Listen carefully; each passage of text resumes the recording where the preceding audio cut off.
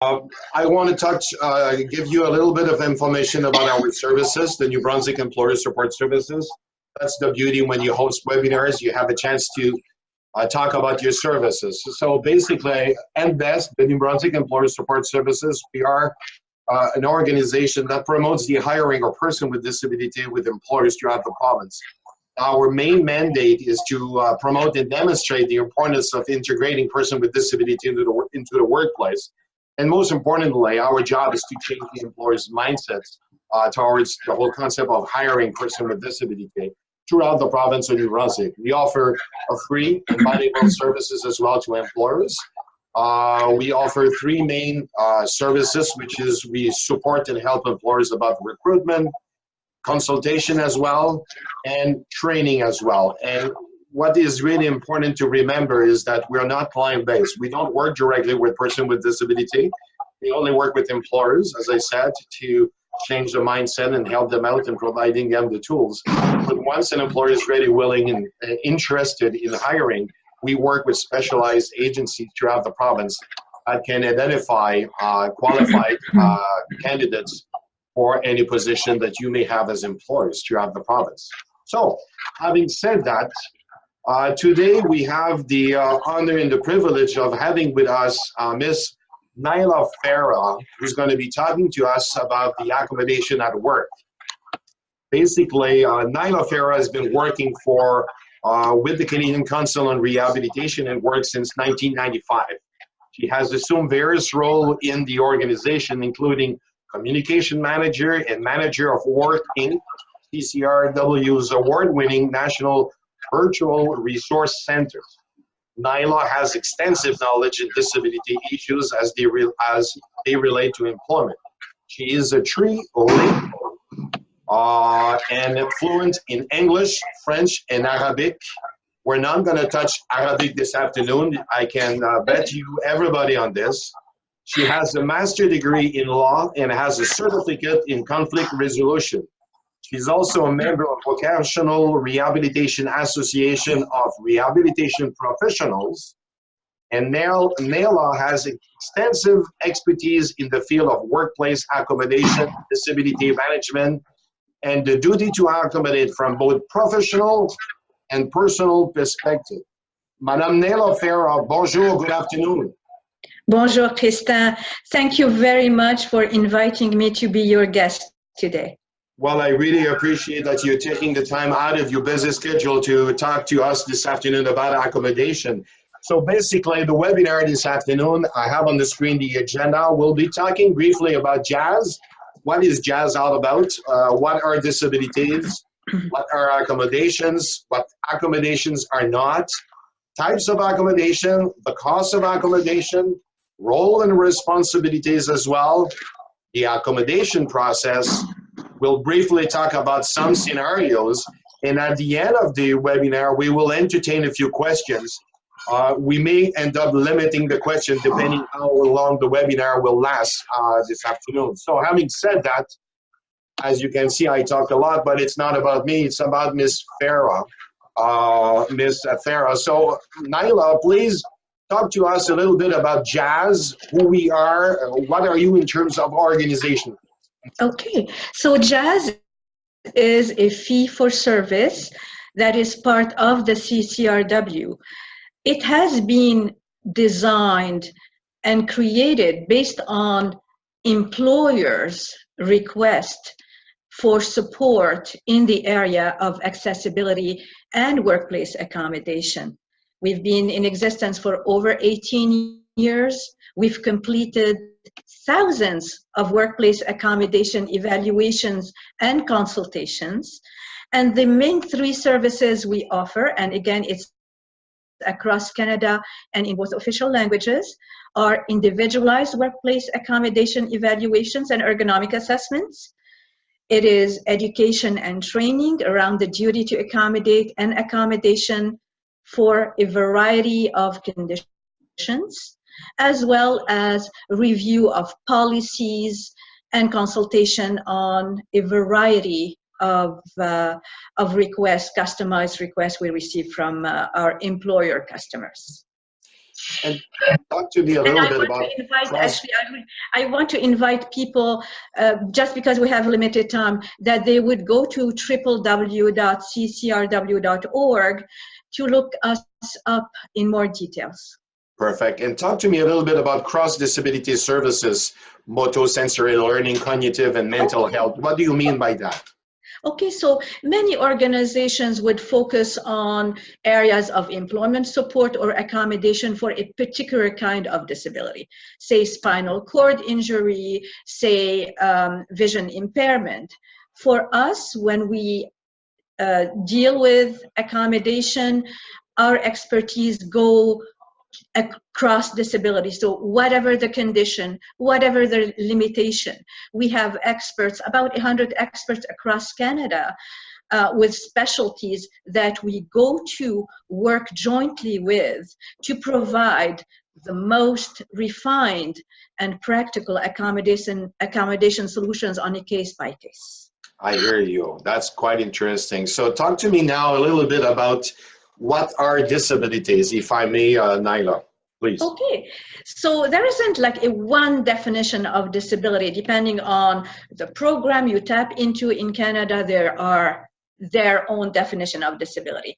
In a more generic manner, I would say disability is any condition that limits or restricts an individual or make it more challenging for an individual to complete an activity.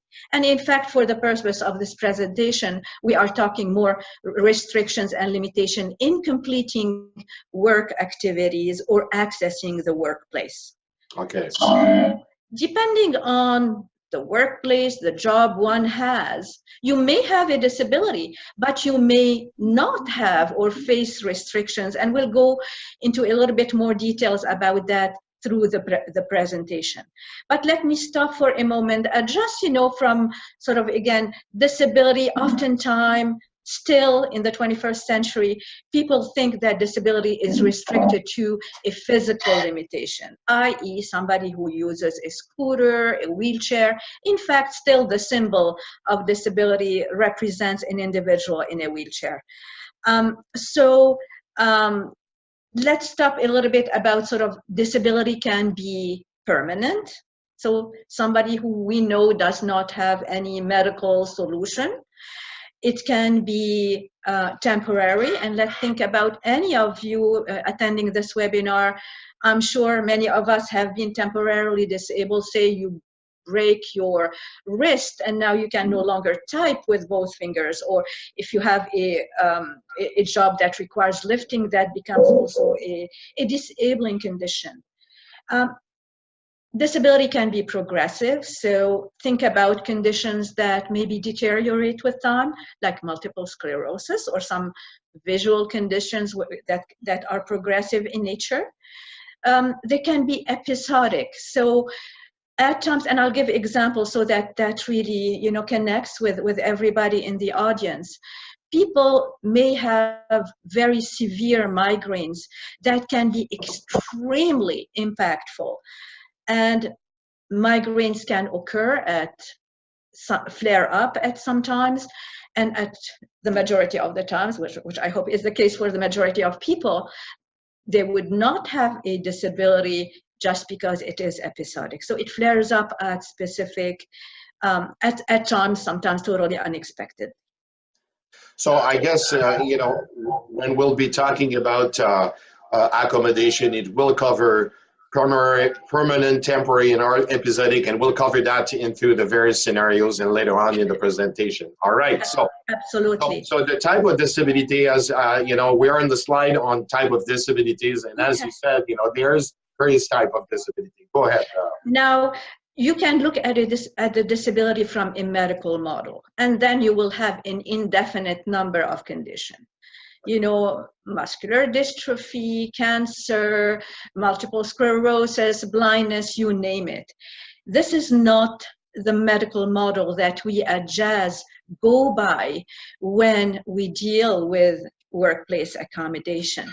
So we have our own categorization, which we hope will englobe, all the conditions.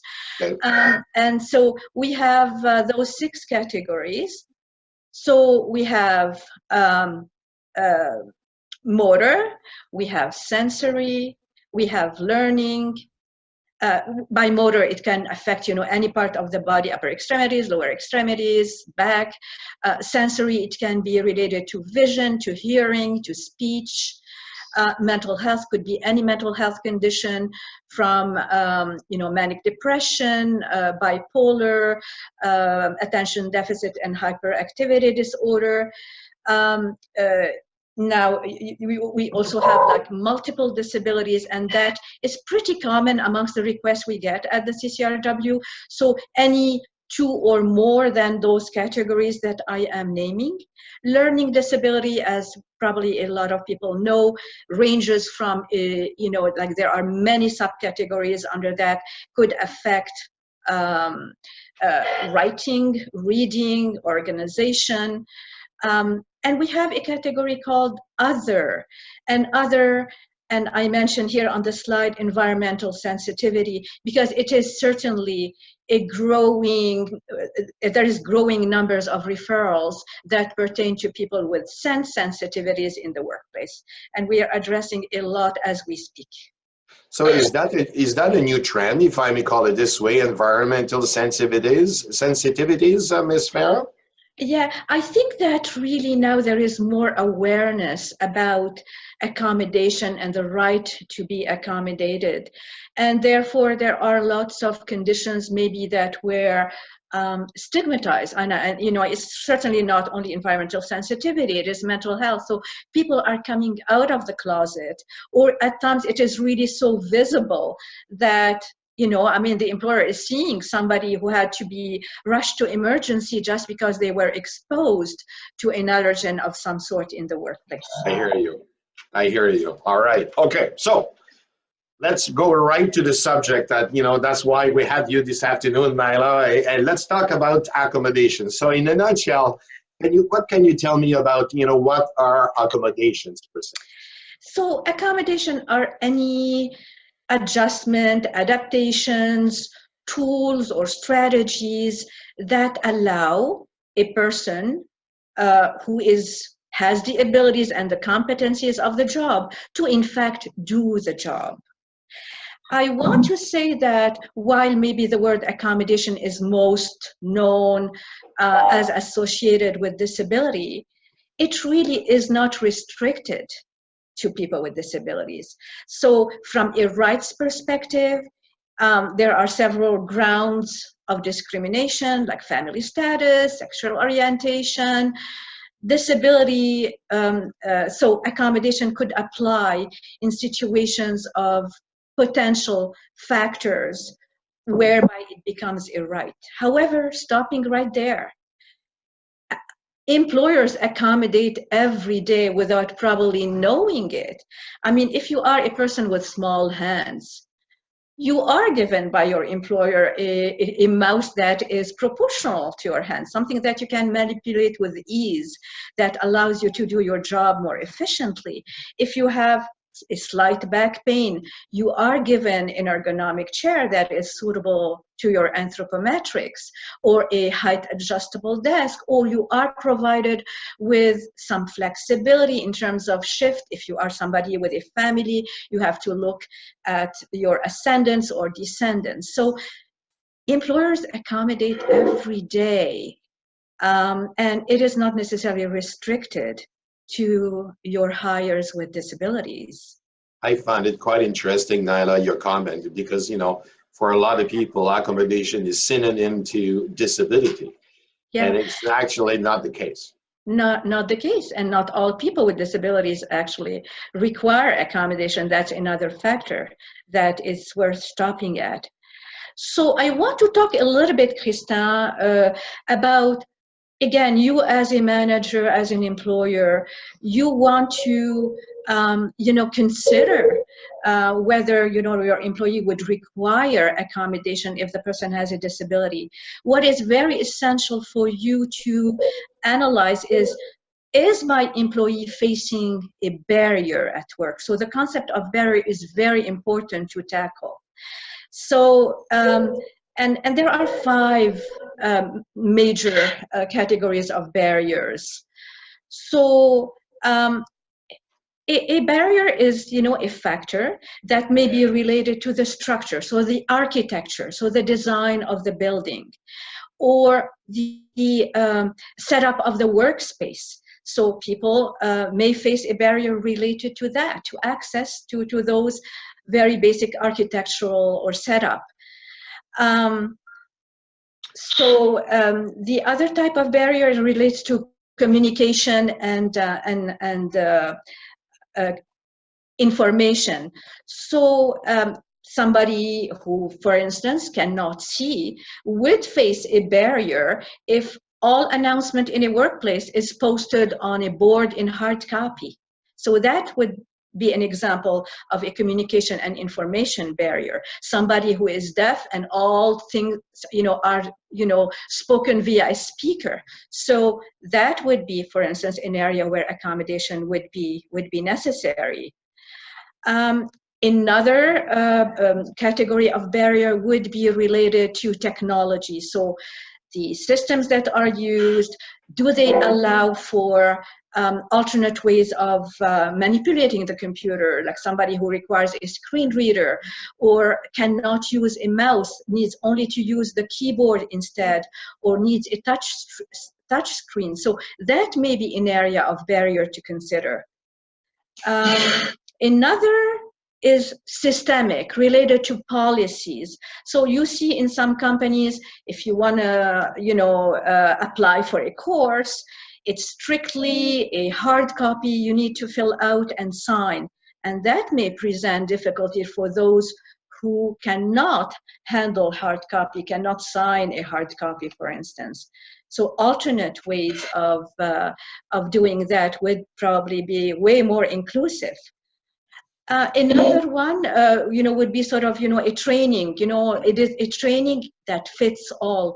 And that would be a systemic barrier because, as you know, somebody, for instance, with a learning disability who has a specific learning style would not be able to be at the same level of understanding all the material if they are designed just in a single manner. Last, and this is the 5th barrier, it pertains to attitudes. And, as you know, lots of misconceptions about people with disabilities. There are some statistics that say that many people with disabilities remain in the same job for many, many, many years. And one of the reasons for that could be the misconception of the employer. No, they're not capable of now learning something else, or maybe our online training to go into another level in the organization is not accessible. So that would be an attitudinal barrier, is assume that persons with disabilities don't have the same level of potential to move on in their careers. Interesting. From what I got in what you just said, though, is that the removing barriers to allow employees to work effectively with maximum productivity. At the end of the day, though, from my perspective, when I hear you talking, though, at the end of the day, though, it's ultimately accommodation is to come up with a win-win situation for the employer's perspective, who's going to benefit from even more production, or who's going to be able to have an employee that can perform to the satisfaction of the employer, and vice versa, an employee that can perform to the full potential, to the maximum, to the benefit of both parties. Let's put it this way. Yeah, absolutely. You said it. So when I go to the next slide, which continue the accommodation, it says on the screen, it helps alleviate or minimize workplace barriers. And one thing that I like about on your screen, it says as well, equals the playing field. And talk to me a little bit about that, Naila. So really, if we were in a world where everything is designed with all people's variety in mind, you would need very little individualized workplace accommodation. If all the buildings are designed for people who use, their feet to walk or a wheelchair, then there would be fewer room here for accessibility adjustment and accommodations. If all workstations are adjustable and versatile enough, then you really probably will kill a lot of ergonomic assessments. If the systems were all compliant with the accessibility by the design principles, then anybody with, fine motor skill impairments, vision impairments, hearing disabilities, it would be sort of accessible by design, and therefore, we wouldn't really need to level as much the playing field. So here we are leveling the playing field because the barriers are more in the environment. I agree. One of the things as well, though, and we're going to finish the slides about the accommodation, as you said early on, you said that not everyone needs them. And absolutely. So not everybody with a disability would require workplace accommodation. In fact, a lot of people don't use or require any accommodation, especially again if it is an employer that believes in inclusion by design. But also let's also face the fact that the same person could be now in a job where they don't face any barrier, don't require any accommodation, and then they are moved to a different position with different job demands, and this is when they will need accommodation. Right, I hear you. So it really is, when you look at accommodation, you need to look at the barriers in the environment related to disability, what are the job functions, and which job functions may actually present difficulties for the person, and try to remove them with accommodation. I hear you. So the next slide, we're going to talk about what accommodations are not. And this is for me, when I saw the header of that slide, though, it's like, I picked my curiosity a little bit. So talk to me a little bit about, what do you want to mean by what accommodations are not, Nyla? Okay. And this is actually something that comes up very frequently. So in many instances, even the person with a disability, they shy away from asking for accommodation because they feel that this is a privilege and they don't want to ask for, a favor from their employee. And some employers, of course, do not understand that accommodation is an obligation, and they make the employee feel that they are costing them, that somebody with no disability would cost less. So we'll talk a little bit about that. So accommodations are not a privilege. They are a right. They are an obligation.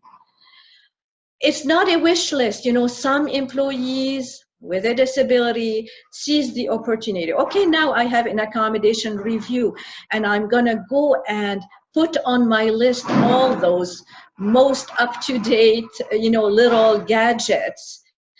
So what we're saying here, an accommodation has to be actually a tool or a strategy that allows somebody to do a task more comfortably or more efficiently. So those gadgets, if you don't have a need for them, so accommodation is not a wish list. It's a need to remove or minimize a barrier that is faced.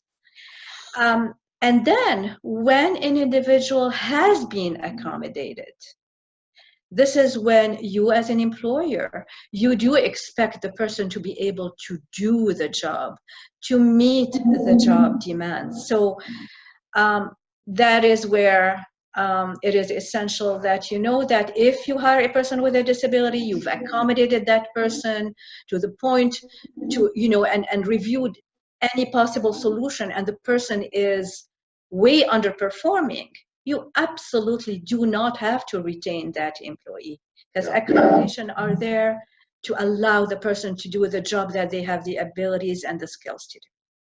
One of the things that you have on the slide here that really captured my attention, you says, legally employers must make every effort short of undue hardship. And undue hardship for a lot of employers, you know, this is kind of scary. You know, what does that imply? What does that mean? Can you elaborate a little bit on that, though, about Yes. that particular aspect? Certainly, so we're talking here legality. So there is a legal duty to accommodate employees with disabilities by employer. Undue hardship as actually is quite difficult. So something that really an employer will have to prove. The onus on proving that it is so daunting to accommodate that it's, well, cost is a factor, that the employer is going to go bankrupt, or it's totally unsafe. So the factor of safety, it really is unsafe to be providing an accommodation in some instances. And health, that there is a health hazard for co-workers or for the person herself. So the bar is very high, and the proof of proving that it causes undue hardship is for the employer to prove. Okay, I hear you. So, but over the years, though, as I said, you know, I've been in this field for a few years, and most of the time, you know, there's a misunderstanding of undue hardship. A lot of employers are, excuse my language, you know, freaking out a little bit on that, and I understand where they're coming from. You know, they don't want to go bankrupt or whatsoever. But at the end of the day, though, any accommodations, regardless if they are legally, employers are legally, they have to provide accommodation.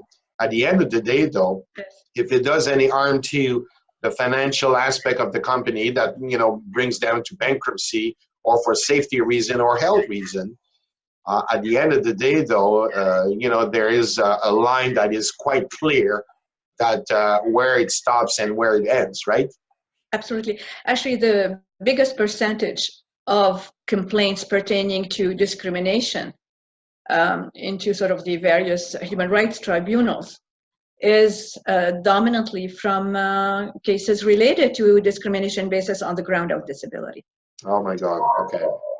But really not, I think, the message I want to send to employer, and we'll get into that a little bit later. Yes, there is a legal duty, but it does really make business sense for employers to accommodate. And we'll talk about that under a couple of other slides, Krista. Well, that's what I want to hear. So now let's talk a little bit about the type of accommodations.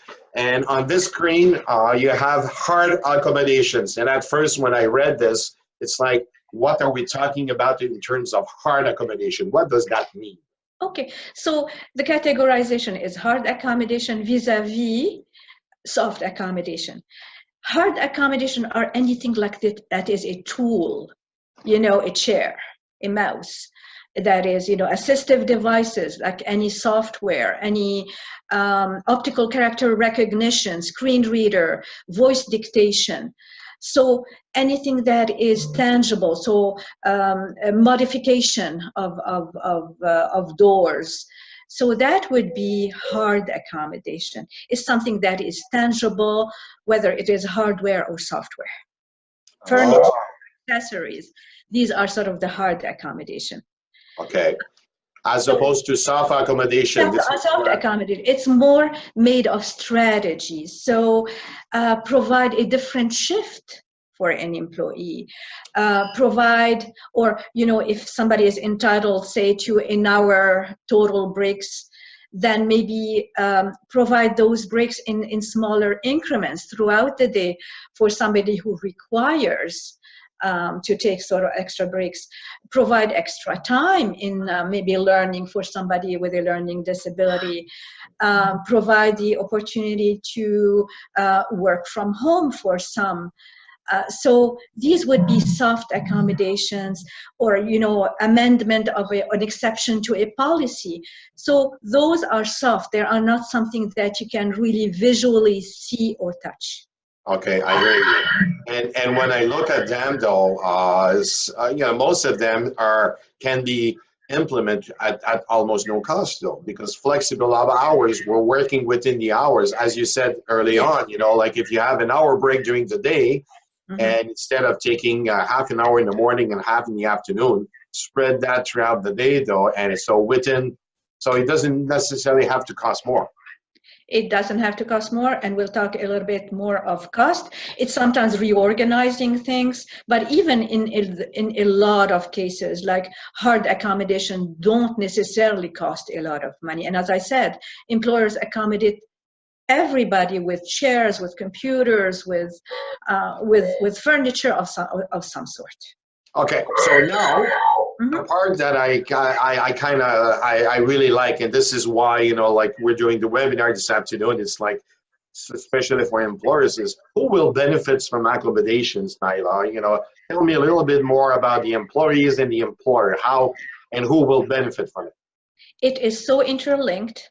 Employers and employee in the workplace, their interests are often coinciding here. So you as an employer, if you accommodate an employee who maybe is suffering from whatever condition that creates pain, if you make an employee more comfortable, if you give the employee the right tools to improve efficacy, not only comfort, but efficacy, or even access to areas of the job that he would otherwise not be able to tackle given a disability. So when you provide this, it's a win-win situation. So the benefit is to both. If you have a comfortable, productive employee, that generates more business. So I like less the legal duty to accommodate the, you know, in comparison to the business case that it benefits everybody. I want to give a quick example here. And in many cases, again, we've done thousands of evaluations, the dominant majority resulted in increased comfort and productivity. And sometimes it makes the difference between total failure and amazing success. I want to give this example of an employee of a bank who had a learning disability. He had always been successful, was promoted to a job where writing was very important. He had a learning disability that prevented him from putting in writing his thoughts. And he was about actually to be laid off because his performance on that level was so low. Just providing him with a voice dictation software that allows him to speak his thinking and the computer registering the text. In fact, this employee, after he got this simple accommodation, from being somebody about to be laid off, achieved actually the highest award in the company for performance. Wow. So it can definitely make the difference between failure and optimal success. And I'm sure, Naila, we could use or take quite a lot more example as well, though, of situation where, you know, like when we brought in accommodation, how it changed the whole concept and the whole perception, and especially the production of the employee, and at the end of the day of the situation for the employer as well. I really like this. So I want to talk a little briefly about the cost of accommodation, and please elaborate on this, because this is why we have employers, you know, on the webinar this afternoon. This is something I really, I'm sure that really captured their attention. You know. Okay. So really you have like various ways of approaching cost. I mean, many people with disabilities don't require accommodation. Many people with disabilities who require accommodation may need simple tools that cost minimally. So you see like surveys that say, you know, less than $500. For me, I would prefer the approach where to look at accommodation, do they make sense?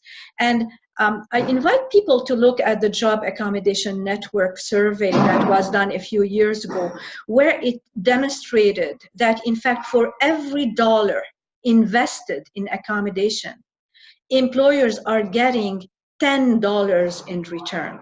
So like any investment, you don't necessarily collect the benefits right away, but it is proven with figures that in fact it is an investment that is worth tapping into.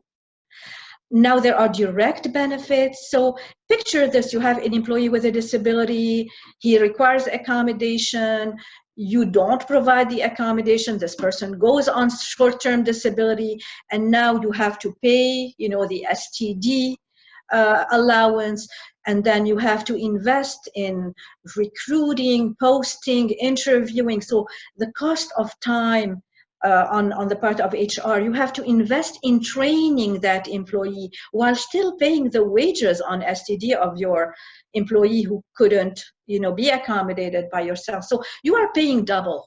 So that is just a simple example as to how much you could be actually defraying in double cost when you're not accommodating an employee.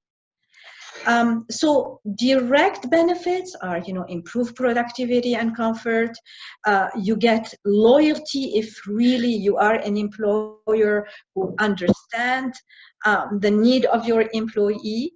Indirect benefit is your reputation. It's the outlook that customers may have on an employer that have a diverse workforce. So they are very invaluable. Never mind if, you know, you do not accommodate and your employee goes to court and files a discrimination complaint, and you know the fees of lawyers, how exorbitant they could be. So it does make business sense for you to provide the necessary accommodation. I like the concept of, you know, the return on investment. For every dollar is invested, you get 10 in return. You know, like technically, I wish that I would know how that works, because I'd like my RSPs to get. I'd like to have the same return on my investment. Let's put it this way, but it doesn't work like this. But I guess this makes sense business-wise, because for $10, you get $10 back for every dollar you invest. That's an interesting return on your investment. So, Naila, we are right now on the next slides, which talk about the role and responsibilities, and this one is the employer's perspective. So please run through this this page, please, because there's a lot of interesting stuff in this. Absolutely. So we'll start with the employer's role and responsibility. So you as an employer, you need to ensure that your employees are aware of their right for accommodation and your obligation to provide the accommodation. And that can be in the form of, you know, especially for large employers, you know, having an accommodation policy, having a process so people know how to make a request for an accommodation. You vehicle that you are an inclusive employer through all your communications, whether it's a newsletter, whether it's in team meetings. So you need to ensure that your employees are aware that they can request accommodation. Right on. And it can start, you know, even before the person becomes an employee. So in your job posting, do stipulate, you know, if you need accommodation, please contact. So, and that continues throughout basically, you know, the career path of your employees. You have to accept now, so if you have somebody who has requested an accommodation, you know, accept the request in good faith. Don't jump into asking for proof if it is pretty obvious to you that the person has a disability. So don't stop at the formalities that, okay, I really need to make it very bureaucratic and request proof for what I already see with my own eyes. So work in good faith, hear out your employee. And then, you know, as I said in my presentation, accommodation can make the difference between failure and success, between retaining your employee, or if you don't provide the accommodation promptly, then your employee may go on disability and you have a whole series of expenses that you have to account for replacing that employee.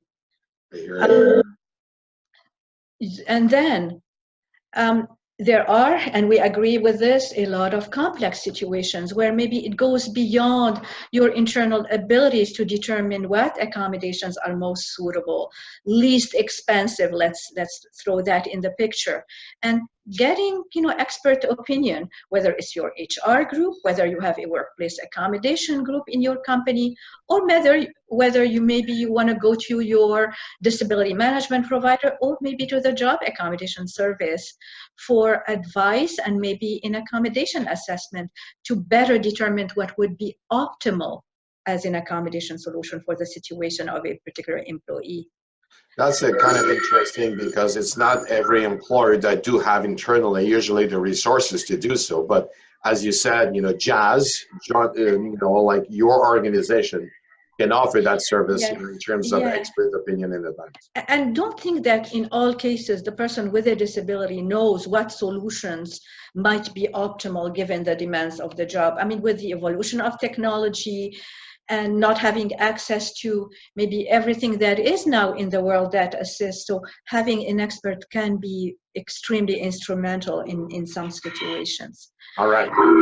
So also, I mean, a bit of a warning, you as an employer, the manager doesn't necessarily have the right to ask for diagnosis. For medical information is oftentimes should be respected with the confidentiality associated with that. So maybe you have a group, your absenteeism management, who can collect medical information. So tap into the internal resources you have in maybe verifying medical information when it is necessary, when you cannot work in good faith. I hear you.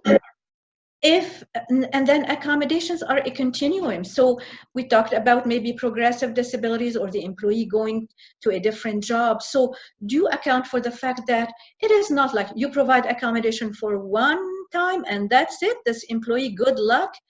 You're not entitled to any changes in the accommodation in the future. So accommodation needs change as maybe the disability may evolve or progress and as maybe the job demands change. But So evaluate the suitability of the accommodation depending on the change in the circumstances. tell me something, if I may, Naila. Is it possible to figure out? Though, in terms of when is it the responsibility of the employer to figure out or determine whether or not the accommodation still makes sense or not? It's up to the employer to respond to that, but is it up to the employer to figure this one out, or is it the employee to share? Where do we draw the line? Yeah, accommodation, quest analysis and provision should be based on a collaborative approach between the employee, the manager, HR, an expert. So it is the responsibility of everybody, and we'll tap maybe into that a little bit later. But it is really based on all parties collaborating and depending on an environment that encourages people to speak up, and the employer to be sensitive enough to observe, see there is a change in productivity, and sit down, ask what could be the reasons for that. And this is when, maybe a change in accommodation would be necessary. Right on. Now, there are situations where, the employer says, I cannot accommodate. And that really needs to be documented. In fact, I do encourage employers to document everything. So the meetings they have in identifying barriers and accommodation, put a plan of action for implementing the solutions and procuring them, evaluating the efficacy of the accommodation. So document that in writing. And if you feel that you cannot provide the accommodation for some reason, you need to provide reasons for that. And eventually be prepared to defend that position if things go to court. So the importance of documenting for the employer's perspective is really essential. Okay. Yeah. So Naila, I guess, we're almost more than half through the webinars and we're on slide 17. So right now, I'd like to go a little bit faster, but I don't want to minimize this aspect. But this slides talk about the role and responsibilities of the employee. Can you run us through the responsibility of the employee, please? And I will go very quickly. So really, there are no accommodation possible unless the employee identifies needing accommodation. That is basically the general rule. The onus is on the employee to say, you know what, my performance is not good, or I'm really so uncomfortable that my performance is impacted because I have a condition for which I would require accommodation solutions. So the general onus is on the employee. Having said that, you as an employer, if you observe pain experienced by an employee, if you see it is a change in performance, sudden change in performance or in behavior, the onus shifts onto you to sit down with your employee and open the subject of, okay, so what has changed? What is it as an employer that we can do to support you, to bring things to on track, and not just fire the individual just because there is a drop in performance, for instance. So here it's a shared responsibility, even though that dominantly it's the employee who has to identify and say, I do require accommodation. I hear you. That is the most important point on the slide, Krista, if we are running. Now, again, it's not a wish, so the employee cannot say, I want this accommodation and that's it. So it's a collaborative approach. He has to be, or she has to be open to exploring various possibilities and not restrict to the one that they just want. Okay. Well, what I will remember about the employee's responsibility is that it's up to the employee to share information if you feel that he needs some support in order to be as productive as the employer's expectation. I guess it's up to the employee to approach the employer, and of course, if the employer notices a sudden change in performance, he can go up front as well. But the reality is that the employee needs to be outspoken, and share information to the employer and says, well, I need accommodation. And as well, the most important aspect on this slide is to advise the employer as well of any changes in accommodation needs.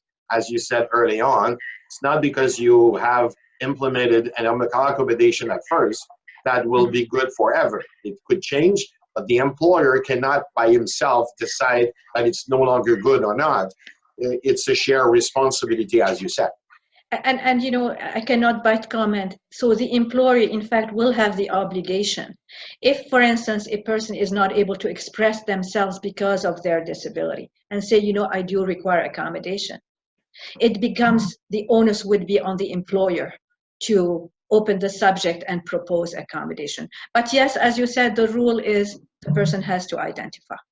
Perfect. So let's talk about accommodation process here. This is an aspect that really captured my attention, and I'm sure the employer, attending this webinar will probably appreciate as well.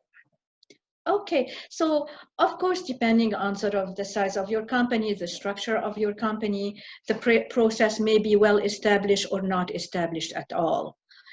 So the employee typically will, inform the manager if there is a specific department of a need for an accommodation. The employer, if they notice that the person is changing or has, obvious pain or discomfort or drop in, then it is the employer who will offer accommodation and sit down, talk about performance. What are the reasons for the drop of the changes? Okay. I really want to say that it shouldn't be a difficult conversation. A manager is already, well-versed, trained to deal with the employees. It should be a relaxed conversation, a non-threatening conversation. We don't jump into disciplinary action until we sit down and try to investigate the reasons why maybe an employee is struggling in their job. So have that perspective when you sit down with your employee.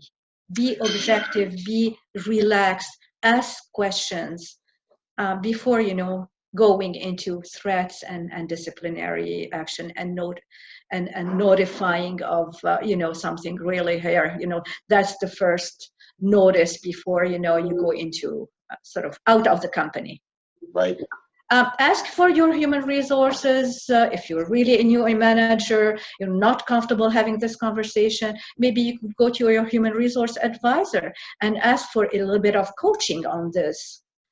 And ultimately, it's collaboration between the employee and the manager to sort out the situation, to explore solutions, and to ultimately determine a plan of action as to the possible accommodation options that may be tried in that situation. Implementation of accommodation should be prompt. Again, you want to avoid continued deterioration, whether in productivity or health. So they should be taken in priority. Now, you need to allow times for accommodation and trial of accommodation and familiarization with accommodation before expecting necessarily a big jump in productivity. So some accommodation will require training, adaptation, mastering. Think about software, for instance, a one-handed keyboard. So allow time for that new tool or that strategy to be, for the employee to become more comfortable and more versed with it. It may require some tweaking. So accommodation plan 1 could be, okay, 50% efficient. You may need a follow-up to see what else can be added to have basically remove the barriers that are faced in the performance of the task. If I may, Naila, Yes. the part about the accommodation process that strikes me the most, though, has to do with the last part, which is to allow time to accommodation implemented before evaluating effectiveness. And because sometimes it's like we think that it's a magic solution. Everything is gonna fall in place on the spot instantly. Yes.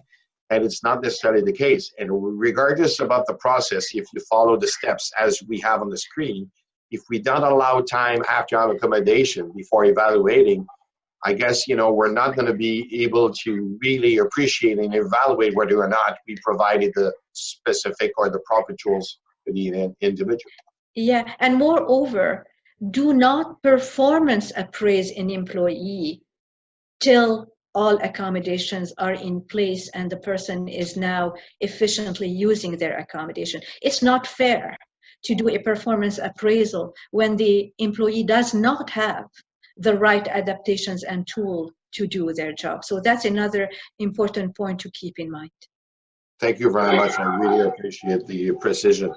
So let's talk a little bit about the scenario. And I'll read those scenarios, if I may, Naila, and please, I'd like you to elaborate on answering those, but it's for everybody's benefit. So if you don't mind, Naila, I'll read those scenarios. So Danielle has a disability, but indicated she did not require accommodations when accepting a new job.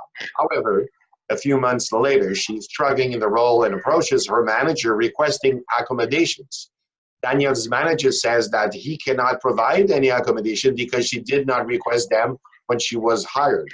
Is the manager correct in this particular case?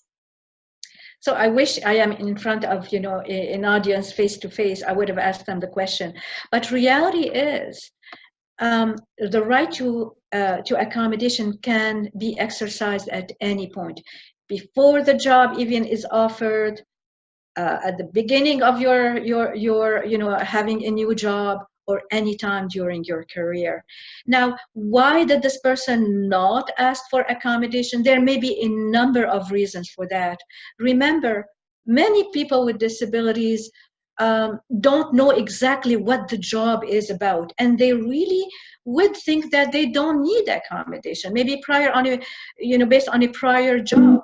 But also there are many people with disabilities that have, over history, we have been discriminated against. Many people didn't get their job the minute the employer has learned that they have a disability. So based on history, based on discrimination, many people with disabilities would abstain from disclosing so that they don't, that they are not fired practically. So here, there are many possible reasons why this employee, Danielle, did not disclose. Regardless, the employer has an obligation at any point in time, an employee requests an accommodation, to take it seriously. I hear you. So the scenario number 2, Naila, Eric has been diagnosed with bipolar disorder and takes medication which make it difficult to wake up in the morning and cause fatigue throughout the day. As a result of his consistently late for work, and even when he's on time, often falls asleep on his desk, and he's unable to be productive until later in the day. That sounds like me sometimes. I apologize. But what accommodation may help in this particular case? You know, what I want to comment on this, you know, many employers, if they see an employee sleeping at work, what would they say? This is somebody who was lazy, somebody who was, you know, staying up late, partying, instead of maybe sitting down with the employee and trying to identify, is there anything deeper than that? So jumping into conclusion is certainly the wrong thing. So in the case of Eric, here more specifically, you know, he has a mental health condition, he is on medication. Sometimes medication affects the quality of sleep and energy level. And this is where, you know, in sort of the closest solution and maybe the least intrusive solution would be to offer him a later shift. And that is a zero cost solution. I would appreciate situations where, you know, there are no shifts in a small company or in a big company even, and it has to be an 8 to 5. And in that situation, maybe we would go back to the medical professional and see whether the timing of the medication may be changed so that the shift in this company can be respected. So, but let's admit there are situations where maybe the employee with a disability should be better, you know, more picky in securing a job that is more commensurate with the abilities and restrictions. Yeah, I hear you. It goes both ways. Yeah, I hear you loud and clear. So the scenario number 3 in this particular case, Samuel had a workplace assessment done and all the recommended accommodation were implemented. Samuel is now changing jobs, so all that is needed is to apply these accommodations to the new job. Is this correct? It is totally incorrect, and I think I tapped into this throughout sort of the presentation. So you measure the barriers and the accommodation needs based on job demands and environment. So Samuel may have been moved to, if say that Samuel uses a wheelchair, may have been moved to a different building that is not accessible. Guess what? He didn't need accommodation in the first building because it was accessible. In this building, he's not able even to enter the door. So that is a simplified example, but the examples are many. You really need to look at the functions, the various tasks, the environment, and while in some situations the disability doesn't play any factor, everything is good, no tools are needed. In some others, you may have a lot of consideration to make for various accommodations. And the opposite could be true as well. There could be accommodation needed in the first job, and the second job, there's no longer accommodation required, right? So I guess, yeah, it goes both ways. Absolutely, it's a very good point.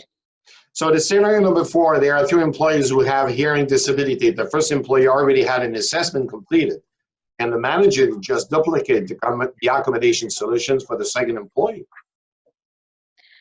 See, that is also a common misconception that you have here. 2 employees doing exactly the same function, the same role, working in the same environment, and they have the same disability.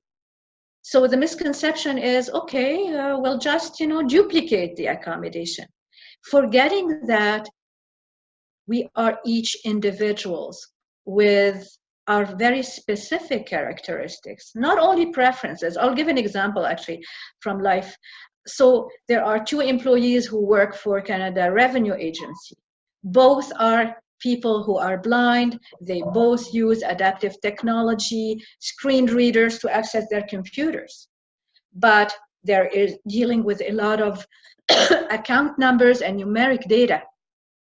One has a Braille display because it's much easier for somebody who reads Braille fluently to access all those numbers, while the other one does not read Braille.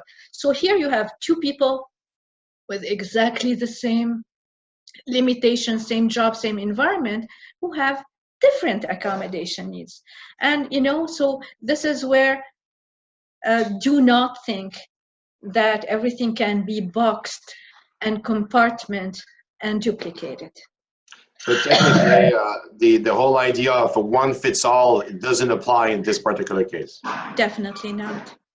So we're almost done, Nyla. So let's talk about the three main takeaways that you would like employers or participants of this webinar to remember about this.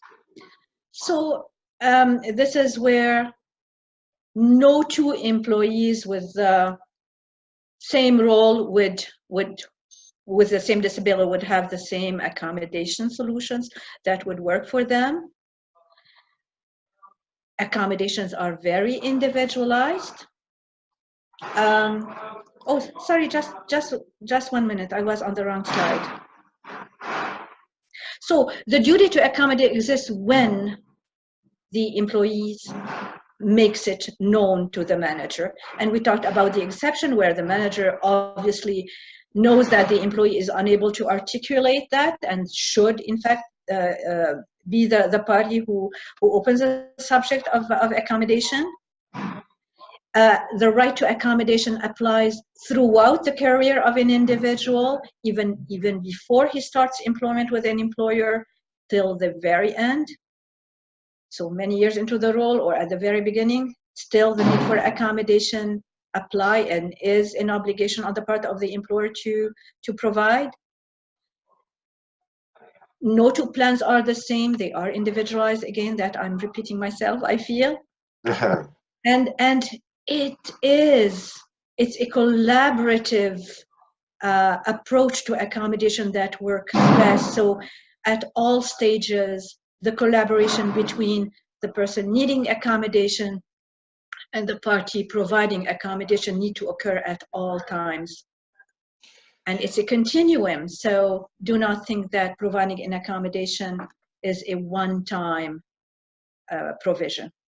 And at the end of the day, Naila, if I may, though, as you said, it has to be a win-win situation, because the whole idea of accommodation is to allow employers to take full advantage of the full capacity of their employees, and Yep. understanding and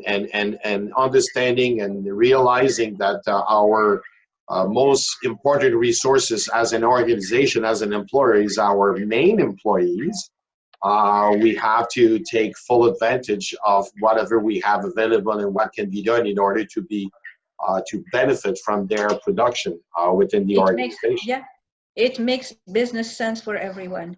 Exactly. We're at a point in time in the webinar, if I may, that we will entertain any questions if you may have. So I will invite people to go into on the bottom of your screen and go on the Q&A, and we would be more than willing to answer any questions that you may have. I know that, Naila, it's been quite informative and interesting to have you this afternoon. I fully understand that accommodation and the whole process, we could have talked for many hours, and still, just scratching the surface, because it's such an important aspect, and there's so many details about accommodations. I guess that people are a little bit shy because I don't see any questions so far. So if there is any questions, I'd like to bring everybody's attention to the information about Naila Farah, Director, the contact information. I would strongly encourage any participant who would like to hear more about accommodation to contact directly Naila, and or myself, or our organization, which is the New Brunswick Employer Support Services. We have all the coordinates on the screen. For everybody's benefit, the webinar this afternoon has been recorded, and we will be sharing the video with every participant, with everybody that did register at the webinar this afternoon. So we'll make it available and accessible for everybody as well. So if you want to reach out to Ms. Farah or even myself to gather more information or to get more details in other subjects matter related to the whole concept of hiring person with disability, will be more than pleased. There are final word from your part, though, please. I am giving you the floor. If you have final words, please feel free. How about it is a holiday period that is coming up, and that I would want to maybe offer a small present to one attendee of this webinar. So I would like to offer a winner of a draw that you will do at the office, Christin, a 45-minute free consultation with the job accommodation service. Just to say thank you and thanking all the attendees for their interest in that subject. Oh my God, Naila, thank you very much. I guess Santa Claus is coming before its time, though, which is pretty cool. I really appreciate. So, as you said, then we'll do it, though. We'll do a draw with the registered participant we had it today. We'll do a draw, and we will be contacting you, Naira, and Naila, and of course, the winning participant as well.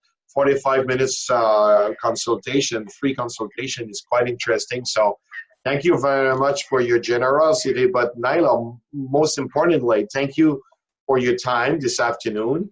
I understand that usually you work from home, but you went to the office this morning to have the setup for the webinar. So I thank you very much for your generous time. Once again, I strongly encourage employers and participants of this webinar to reach out to you if they need more information about accommodation. And if you have any other questions or anything else regarding, as I said, the whole concept of hiring a person with disability, feel free to call us at the New Brunswick Employer Support Services. Myself or my colleagues will be more than pleased to help you out. So Naila, once again. Thank you very much to everybody who attended, and for you and Melody for organizing. Thank you. You're welcome. So thank you very much. And I do have somebody in the chat before we go. Okay, it was somebody asking us a question that has nothing to do with the webinar. That's okay, Naila. Thank you very much, everybody. Okay. Thank you for your participation, and we'll send you emails about upcoming webinars in the future. Merci. Thank you.